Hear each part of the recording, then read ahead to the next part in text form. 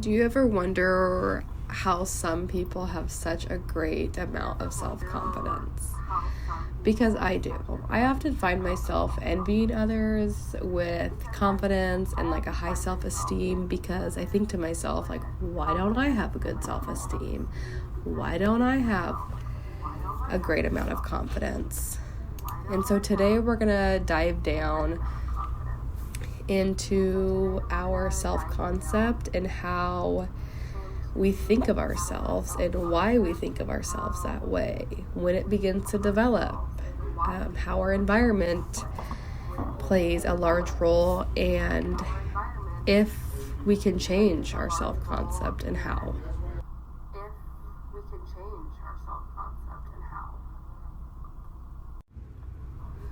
Self-concept is an idea of the self which is constructed from the beliefs that one may hold about themselves and the responses they get from others. According to Carl Rogers, there are three main components of self-concept. First one being self-image, second, self-esteem, and third, the ideal self. Self-image is the way that we view ourselves, which can include our physical appearance, like I have brown hair and brown eyes, our social roles, I am a wife, I am a sister, I'm a daughter, and our personality traits, like I believe I'm pretty happy-go-lucky and easygoing. Although these factors may not be true to reality at all times, it's what we believe of ourselves. And then there's our self-esteem, which is the value we put on ourselves. We can either put positive or negative values on ourselves. For example, I can be confident and say, like, I'm really good at X, Y, or Z, or I can't do it, or I'm not good at it. And then there's the ideal self, is who we would like to be. Sometimes our ideal self can get in the way of our self-esteem. And it can get in the way because sometimes if we set a goal that might be unrealistic or difficult to reach, it oftentimes can leave people to feel like a failure or that they're never going to get there, which can really play with your self-esteem and thinking that you're incapable or you're not worthy and whatnot. When does our self-concept begin to develop? Our self-concept begins to develop as early as early childhood, and it changes throughout our lifetime as we experience life. So during childhood, we learn our abilities and capabilities. Developing our self-concept is really crucial as it's used as like a base to grow off of for the rest of our lives.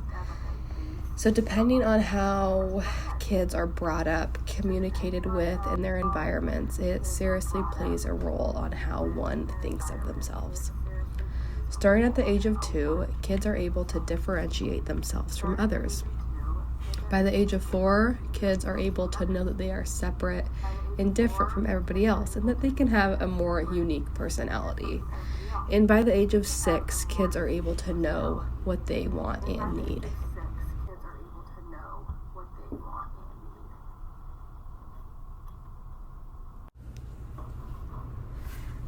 How can our environment play a role in our self-concept? There can be a positive versus negative environment and a supportive versus discouraging environment. So our environments can play a crucial role in our self-concept. For example, I'm going to use 2 girls, Emily and Rebecca. So Emily grew up in a loving, positive, responsive household that validated feelings, thoughts, and opinions, while Rebecca was raised around individuals who had often conflict throughout the house, was disciplined if she did anything wrong or out of order, and didn't have the opportunity or resources to express emotions. The likelihood that Emily is going to have a more positive self-concept is going to be higher than Rebecca. If people are constantly yelling at their kids, telling them how wrong they are, or if they're in constant trouble, they're going to have an extreme low self-esteem, believe they are not worthy or capable of anything better. Physical and emotional neglect can have severe results on low self-esteem. When individuals are supported and validated to express their emotions, individuals develop a stronger sense of who they are. When individuals are dismissed of their emotions, individuals often question their worth. When individuals are supported and validated to express their emotions, individuals develop a... Can our self-concept change? And if so, how can we change it? So there's many factors on how our self-concept is developed and how it can be changed. So that can be our environment, our interactions with others, the current situation we're in, and are you wanting change? Are you seeking change? So as individuals go through adulthood, many changes can occur. And one can be our self-concept, starting with our environment. When we are young, oftentimes we don't get the choice of who we have to be surrounded with and live with, like our parents and siblings. But as an adult, most of us get the opportunity to surround ourselves with who we want to and where we want to. We can move wherever if we have that ability. And that change can really change and develop our self-concept differently. Secondly, interactions with others. So throughout our life, we may be spoke to in a certain way. For example, when you're a child or in school or wherever throughout your life, some people may experience being talked down to, which can make them feel like they're not worthy or they don't think that they should be talked to any other way because they're so used to that. So when they do have interactions with others that are positive interactions, it can seriously change the way that we think of ourselves. Like, wow, that was really nice to be like talked to like a normal person, or wow, they really liked me. Maybe I'm not a bad person after all.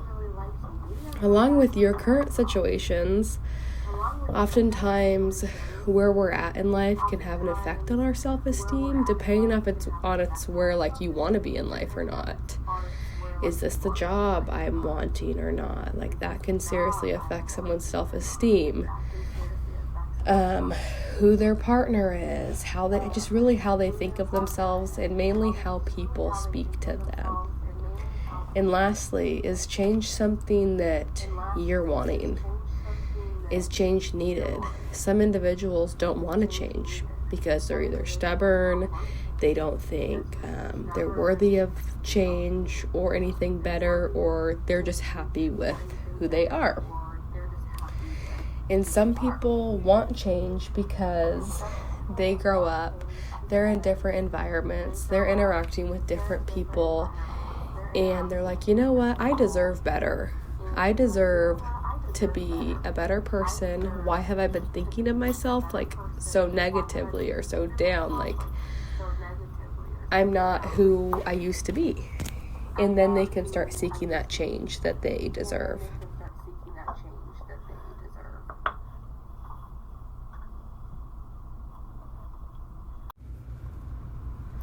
So to kind of give a recap of everything that we went over during this presentation was how crucial our self-concept is.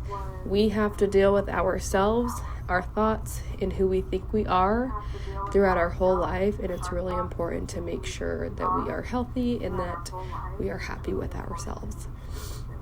How we think of ourselves starts in early childhood. So we now know that our self-concept was developed very, very young and started as that base. So if we have these feelings toward ourselves or toward others, the likelihood of it stemming from early childhood is a really good chance. How our living environments play on who we are, whether it's healthy or unhealthy, and how we can change the way that we think of ourselves throughout the development of our life. So our self-concept is really unique, and it's a blessing that it's able to change. And I feel like it can be a con that it starts almost too early in early childhood, but it can also be a pro depending on your upbringing, you know? So that is my presentation. I am glad it's over with because that was really rocky, and I've been sick this past 2 weeks, which have not made it pleasant. So thank you for coming along with me. I wish it could be better.